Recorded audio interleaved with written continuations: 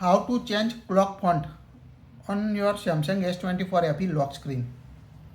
When you lock your Samsung device, you can see the default clock font on your device. To change it, unlock your device, tap and hold the blank space on home screen, tap the wallpaper and style at the bottom left corner,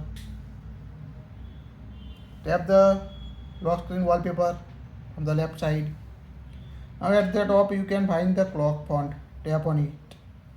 Now here you can see the different clock font. Select the clock font style. Here you can see different clock font on your Samsung S24 FE and other Samsung running the latest One UI 6. You can also change the clock color like this, clock font color.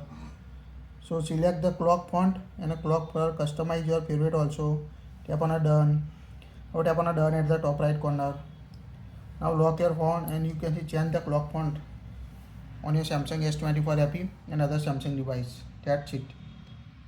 Please like it, share it.